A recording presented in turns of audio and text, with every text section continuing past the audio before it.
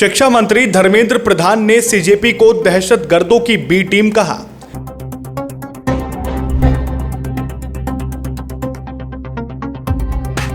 CJP founder Abhijit दीपिके ने कहा, हम आतंकवादी नहीं, न्याय मांग रहे छात्र हैं।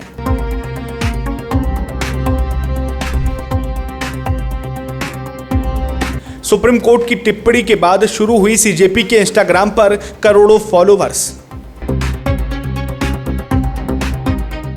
क्या लोकतांत्रिक देश में अपनी पढ़ाई, अपने हक और अपने भविष्य के लिए सवाल पूछना आतंकवाद की श्रेणी में आता है? जब देश का युवा पेपर लीक पर जवाब मांगता है तो उसे दहशतगर्दों की बी टीम का ठप्पा क्यों लगा दिया जाता है? नमस्कार, मैं हूं अर्चित और आप देख रहे हैं नेशनल टाइम 7। देश की हर बड़ी खबर पर हमारी पैनी नजर।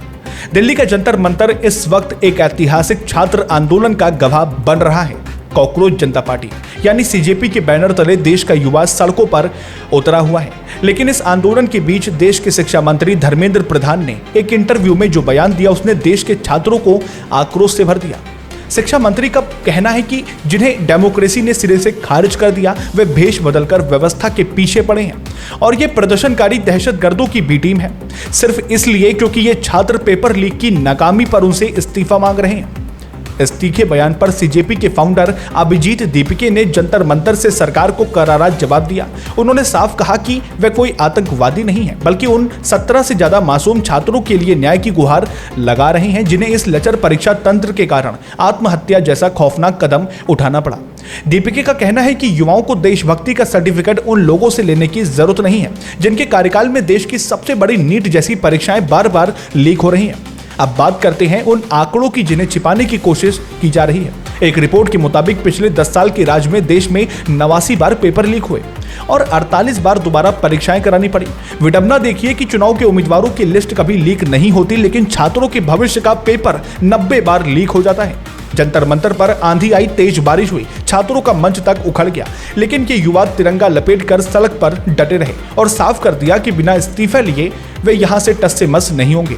दिलचस्प बात यह है कि इस कॉकरोच जनता पार्टी यानी सीजेपी की शुरुआत न्यायपालिका की एक टिप्पणी के बाद हुई थी, जिसमें कथित तौर पर बेरोजगार युवाओं की तुलना कॉकरोच से कर दी गई थी। पुणे से पत्रकारिता और इस वक्त अमेरिका की बोस्टन यूनिवर्सिटी से पब्लिक रिलेशंस की पढ़ाई कर रहे 30 साल के युवा अभिजीत दीपिके ने इसे युवाओं के स्वाभिमान की लड़ाई बना दिया। आज इस डिजिटल आंदोलन की ताकत का अंदाजा इस बात से लगाइए कि सीजेपी के इंस्टाग्राम पर 2.25 करोड़ से ज्यादा फॉलोअर्स हैं, जो देश की सबसे बड़ी पार्टियां बीजेपी और कांग्रेस के कुल फॉलोअर्स से भी कहीं ज्यादा हैं। जब देश में राशन के थैले से लेकर पेट्रोल पंपों तक हर चीज का क्रेडिट विज्ञापन के जरिए लिया जाता है, तो इस बदहाल परीक्षा सिस्टम और छात्रों की मौतों की जिम्मेदारी भी सरकार को ही लेनी होगी। फिलहाल नेशनल टाइम 7 पूछता है कि युवाओं को कॉकरोच और दहशतगर्द कहने वाले ये जिम्मेदार लोग आखिर अपनी जवाबदेही से कब तक भागेंगे? इस पूरे मुद्दे पर आपकी क्या राय है? कमेंट बॉक्स में अपनी राय जरूर साझा करें। फिलहाल के लिए इतना ही। लाइक करें, शेयर करें और सब्सक्राइब करें नेशनल टाइम 7 को। फिर मिलते हैं एक और नए अपडेट के साथ। तब तक के लिए नमस्कार, जय हिंद, जय भारत।